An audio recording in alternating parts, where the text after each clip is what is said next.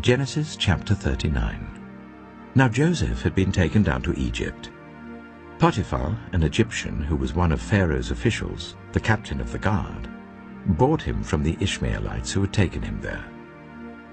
The Lord was with Joseph so that he prospered, and he lived in the house of his Egyptian master.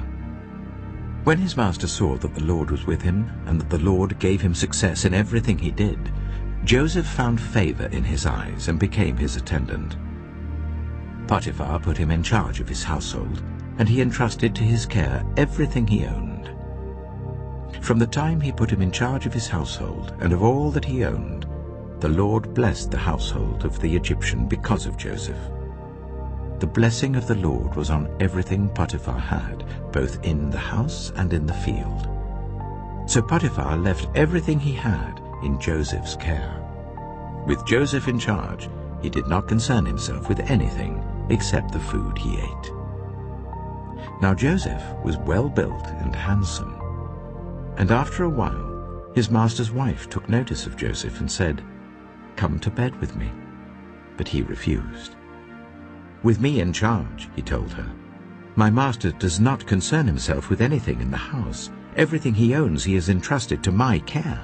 No one is greater in this house than I am. My master has withheld nothing from me except you, because you are his wife. How then could I do such a wicked thing and sin against God?" And though she spoke to Joseph day after day, he refused to go to bed with her or even be with her. One day he went into the house to attend to his duties, and none of the household servants was inside. She caught him by his cloak and said, "Come to bed with me." But he left his cloak in her hand and ran out of the house.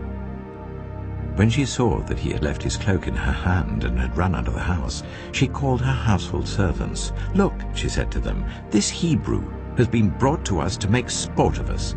He came in here to sleep with me, but I screamed. When he heard me scream for help, he left his cloak beside me and ran out of the house." She kept his cloak beside her until his master came home. Then she told him this story. "That Hebrew slave you brought us came to me to make sport of me. But as soon as I screamed for help, he left his cloak beside me and ran out of the house." When his master heard the story his wife told him, saying, "This is how your slave treated me," he burned with anger. Joseph's master took him and put him in prison, the place where the king's prisoners were confined. But while Joseph was there in the prison, the Lord was with him. He showed him kindness and granted him favor in the eyes of the prison warden. So the warden put Joseph in charge of all those held in the prison, and he was made responsible for all that was done there. The warden paid no attention to anything under Joseph's care, because the Lord was with Joseph and gave him success in whatever he did.